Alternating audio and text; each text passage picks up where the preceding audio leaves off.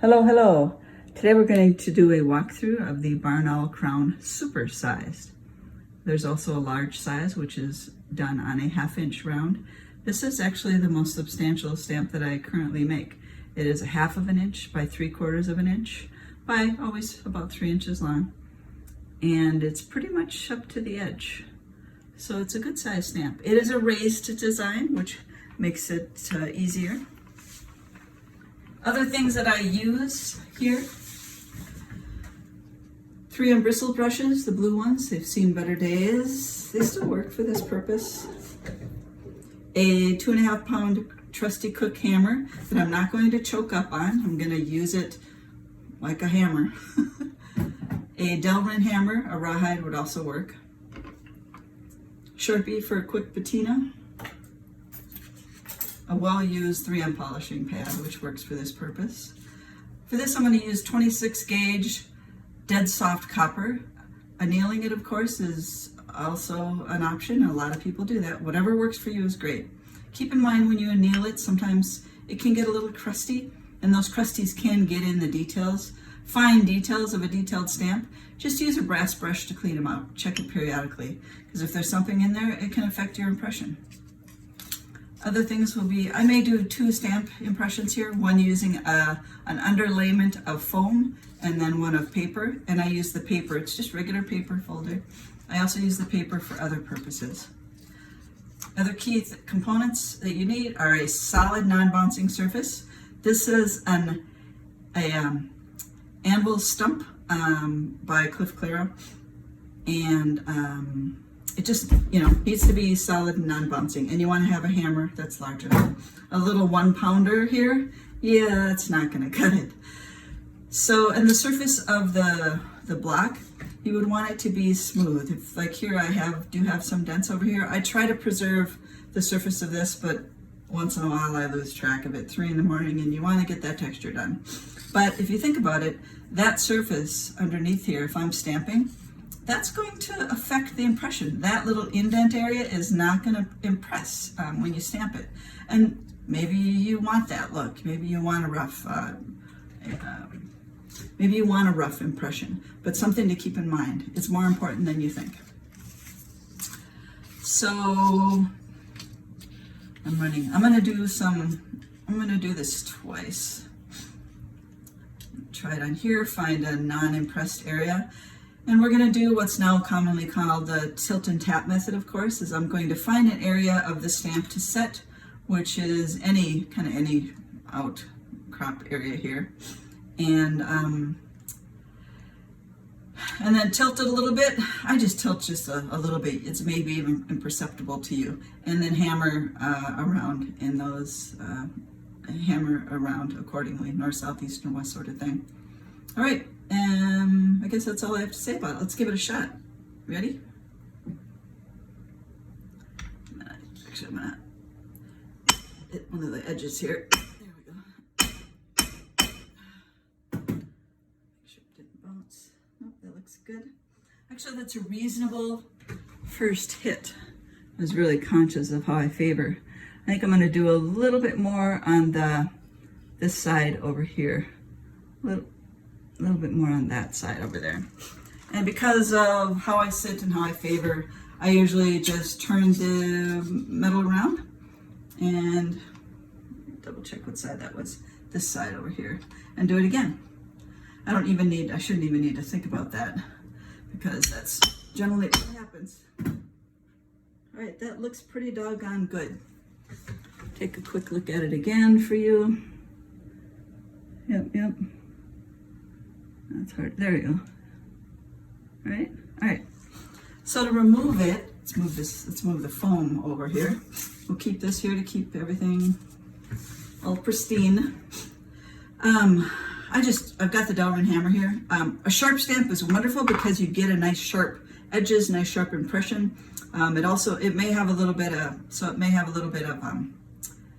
it will stick a little bit. And all you do is just tap around the edges, just tap it, it taps off. And you may need to, go around it a couple of times, but that's the easiest way. Don't bend it off. That's the simplest way. I'm gonna take a look at it again. That looks really good. I wouldn't back hammer. I'm going to back hammer, but I wouldn't do it if I saw that from the front side, then I needed to hammer a little bit more, because with the warp, it's a little easier to reset the stamp. It would be a little easier to reset the stamp to lock it in again. There we go. It's still hard to lock it in. There we go. It's easier to lock it in rather than if I flattened it out. But it looks good, so I'm going to go ahead and turn it around and flatten it out. I'm not trying to remove the impression. I'm just tapping it. I'm not like whacking it. Take a peek. If it's not, in my opinion, if it's not flat enough, any patina that you put can be evenly applied. And you know what? That can be a good look sometimes. All right, let's give it a shot with paper. You know, I don't think I've done this one with paper yet, and it may not be thick enough. I've never gone beyond 4 layers of paper, but let's give it a shot and see if this works, how well this works. Sometimes paper can be more effective, and you know what? It's cheap and it's right there, right? Dig into your recycling bin. Here we go, same story. Okay. Oh, I bounced. Yep, I did. I didn't set it well enough. I'm going to try setting the top of it. Boy, you know, that foam is kind of getting spoiling here. But I'm going to set the top of it. Hold it down nice and firm. Give it a good whack. Boom. There we go. And again, not moving it. That worked. Yep. Needed to be a little more aggressive. Assertive is the word. And I need to hit this side. That looks pretty good. It's not as clean as the... And in this case, I'm going to go just a little bit more on the block, just to try to crisp up the pad. That actually helped. Good. So we have a combination. We have the underlayment helps to push the details up into the stamp, and then following it on the flat surface can crisp up the flat areas. All right, let's take a peek. That actually looks really good as well. All right. This is my test stamp. They both have their pluses. All right, I'm going to flatten that out. And take a quick look at that, and then let's add a patina and do a comparison. I'm going to cut this off to make it more manageable. Too close. I'm always too close.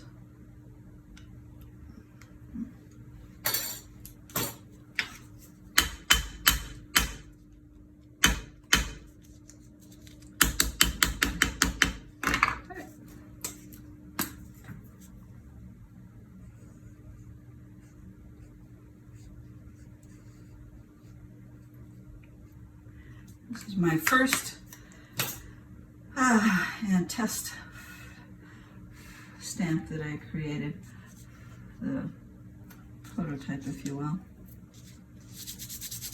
Clean a little bit of that off. Take a polishing pad, clean it off a little bit more.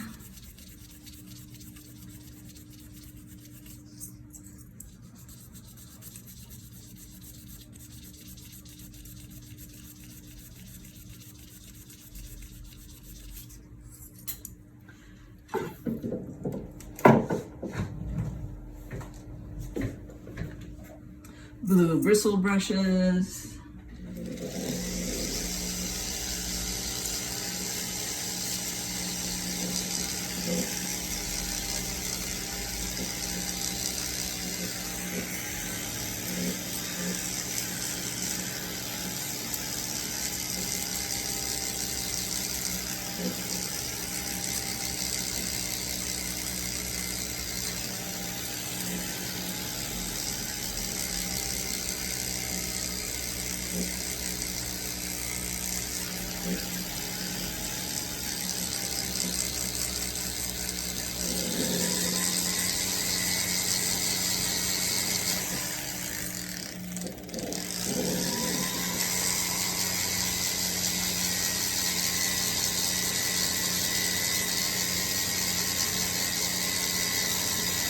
When you do this on a block like this, it acts as a heat sink and helps dissipate the heat from when you're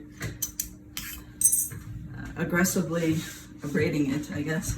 All right, let's take a peek at that, and then I'll show where'd the stamp go? And then I'll show a still photo at the end here. That looks pretty good, doesn't it? I like it. They both look pretty good. And I'll show a photo at the end so you can see the specific detail. So the one on the left was the craft foam, the one on the right is the paper.